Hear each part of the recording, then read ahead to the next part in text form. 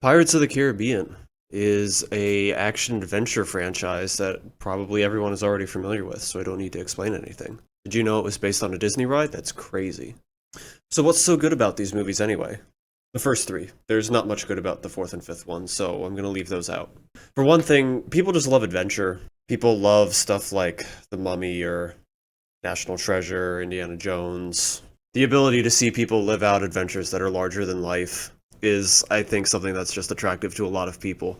People also love other time periods. I couldn't find any specific data to back this up. There was one article that was paywalled that I couldn't look at, but certainly seems to me like people really enjoy that era of, like 18th century fancy gowns and, British accents type of era location. And this is certainly no exception to that. So it's an era people are familiar with. They're used to seeing movies like this. So it's a comfortable era, but it's still something different, right? It's not about present day. So there's an allure to that. There's an allure of like the sea. Pirates are always in culture growing up. I was thinking about this. I kind of struggled to come up with specific pirate properties. The closest I could come for me was specifically Treasure Island. I remember reading that growing up, maybe for school. And there are certainly some elements from that come into play with these movies, like the Black Spot and general piratey things. I don't know if Davy Jones was from that. Davy Jones might come from somewhere else, but I know the Black Spot does. But regardless, it's a familiar type of adventure story. It's a familiar time period, but it's still different. And it's a larger than life adventure, and people love larger than life adventures. So, just conceptually, it's kind of a wonderful setup for people to just be engaged with the concept before they even sit down for the movie. And then, second, the score, the theme specifically. He's a pirate. I don't know if it's officially iconic, but I mean, it's certainly like iconic for me. After I finished each one of the movies, I was just kind of whistling the theme to myself. I do wonder if it's maybe reused a little bit too much throughout the series, but I may also just feel like that because I watched all three of them, on the same day. So perhaps I just got overexposed to it eventually. They do rework it in several ways, like varying tempo, breaking it up a little bit, but it is kind of the centerpiece of the score in all three movies. And for good reason. I mean, it's great. It's an awesome piece of music. It feels triumphant and adventurous. But getting on to more central movie content, the tone is kind of that general perfect mass appeal. Plenty of elements of adventure, some intensity, some suspense, a lot of tension relief. Because, of course, you don't want to build it up too much because you want, a broad range of people, broad range of ages to be able to enjoy the movie without feeling overloaded one way or the other. So you have the classic problem of trying to balance your intensity, your humor.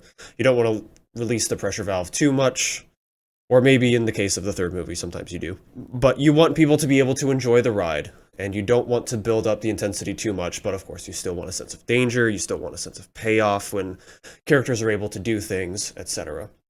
And it's not an easy balance to hit, because you can't just tack the humor on as an afterthought.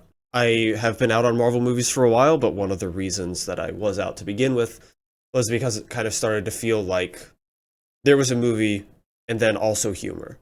Same reason I had some complaints with some of the new Star Wars stuff is because it felt like it was a movie, plus also we need some humor. If it feels more well integrated, then it kind of feels like it's part of the structure of the movie.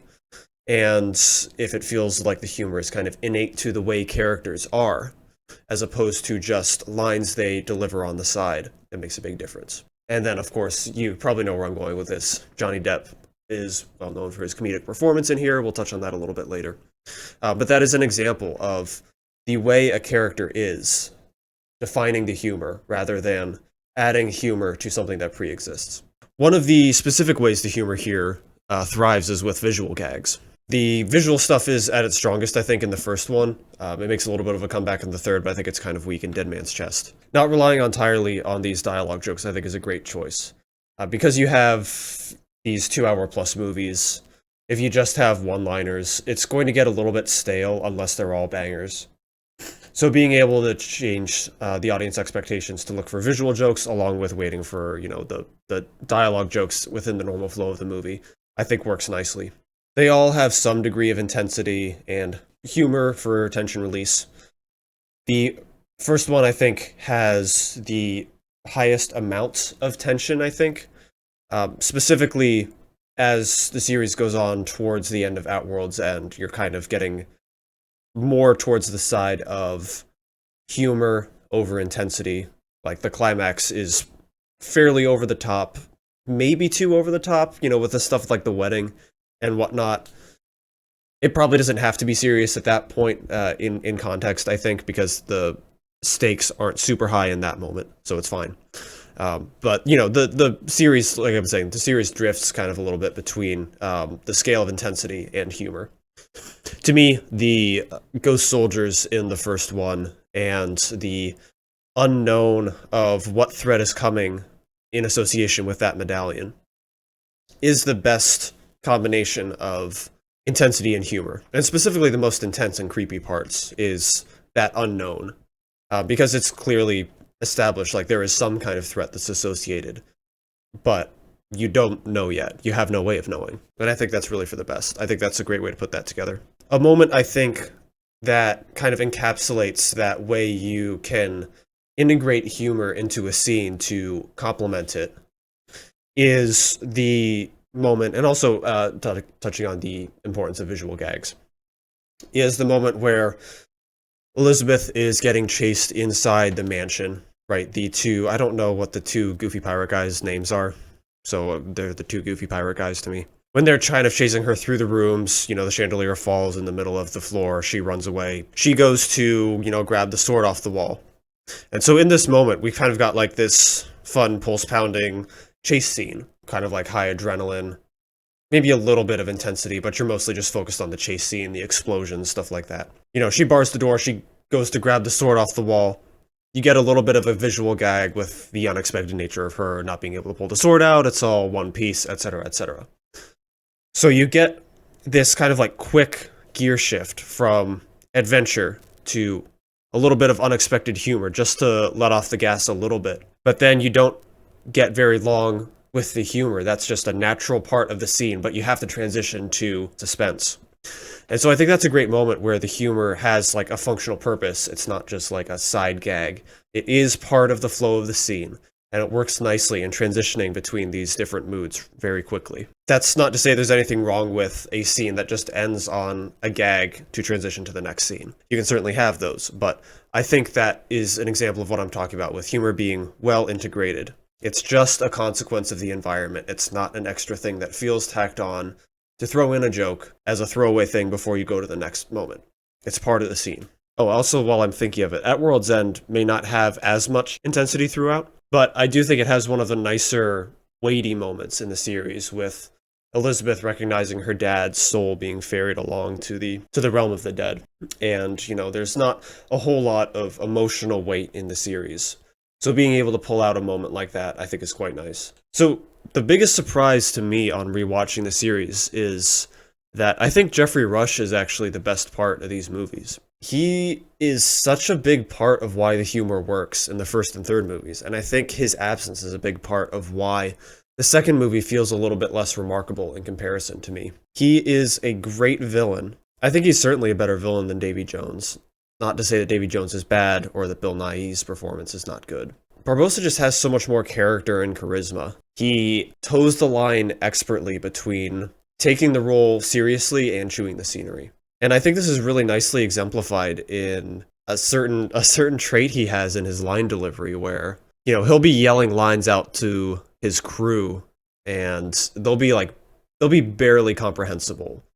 Like if I really focus and maybe rewound the scene again, I could get every word, but sometimes it just kind of sounds like nonsense. And that kind of bugged me a little bit the first time or two he did that. But I was kind of thinking that it's probably perfect. Like he's laying into them. He's giving it his all in a certain sense. And I kind of love that he's going over the top with this kind of nautical word salad he's throwing out there. So there's not just that, him committing to the roles, him being bombastic, but also he's got really good comedic timing. He's got some great exasperated facial expressions in the way he interacts with Jack. He has some great line deliveries, especially in the first one. The first one he gets the most good lines, like some of them interacting with Elizabeth and Will. The third one he has a few good ones too, but he's definitely at his comedic best and has the most material to work with in the first one. I think by the third one they realized that the majority of the audience's interest was in Johnny Depp. So, of course, he becomes increasingly the focus in the second and third movies. But I think Barbosa has his best moments in the first one, and it's so much to the movie's benefit. I love the work he does. Because he doesn't just have the humor, but he also is fairly chilling in a movie appropriate context. I love his line delivery of, the ghostly reveal. You best start believing in ghost stories, Miss Turner. You're in one. Like it's so good. It's so good. I love it. It's not quite cheesy. It's still a little bit intense, and he's just so commanding whenever he's on screen. I love him. And then of course there's Johnny Depp. I think in the public perception, he's probably the biggest reason for the franchise's success. He does, of course, give a memorable performance. It's very consistent. It's very that character. The film does a great job kind of setting the identity of that character early on, sticking to it. I would still say the second movie, his performance to me felt a little bit more off. I was never quite as sold on the physical acting, I guess. As it's described by someone, I can't remember who in the movie. So, the second one seems to rely on it a little bit more, and to me it just doesn't work quite as much. All three movies also have that, little motif of the intentionally confusing dialogue, which never really sat very well with me. I don't like that. But, regardless, there's still so many fun moments with him throughout the series that I'm not holding a couple of those qualms against him. Like, he's still a joy to watch. He still delivers a lot of great lines. He's still a memorable character. There's a good reason that audiences connected with him so much and why he became the favorite of the series. My love for Geoffrey Rush is not diminished, but I will absolutely recognize that Johnny Depp is a huge part of the mass appeal for this film, and he is a good contribution to it. I will just give a few specifics to each movie that I think are strengths. Curse of the Black Pearl has the responsibility of course, building up the character base. The second and third ones are not really introducing a lot of characters or changing very much about the existing ones, sort of. Curse of the Black Pearl has the biggest burden in that regard, and I think it absolutely crushes it. I think that's a big reason why it's the best of the three. Jack, as I previously mentioned, gets great establishment right off the bat with a really memorable opening scene. It's perfect for setting him up as both coming off as a bit of a buffoon and actually having a cunning mind behind it, because we immediately get him with the silly image of him just standing on the sail. Then we also get him immediately denying the name, just like bribing the guy to tell him off, getting out of there safely, being able to lie to the two guys, confuse them, get onto the ship, really getting his way onto that ship while distracting the two men, two silly guards, I guess we'll call them, is a great depiction of him, because it's using that buffoonery to show like the machinations that are actually going on there. Similar thing is talking to Will, finding out who his dad was. He's got the devil may care nature, but we can see the gears turning. We can see that he's clearly got an intent behind what he's asking, and we can see his demeanor change, even though it's still very silly on the surface. We can see there's something going on. And that's very well established throughout. And that scene I was talking about with him talking to Will, that helps go into why Will is nicely built up, because Will picks up on that too. Will is nicely set up as not regular guy, but relatable guy, I suppose. He's kind of dissatisfied with his station in life. He can't get the girl because of his station in life as well. And he's not satisfied with the steps that people are taking to rescue her. So you can see that kind of dissatisfaction building up. And that not only explains why he would be willing to go with Jack to begin with, but perhaps also helps provide a motivation for why he would be engaging with piracy to begin with. Will is also, clearly able to pick up on things that are obvious to us, the audience. He confronts Jack about the obvious intent behind his questioning and, why he wanted to know the name of his father. Those two built up nicely. I already talked a lot about Geoffrey Rush. He doesn't need the background establishment because he's just immediately full of screen presence. He's the antagonist.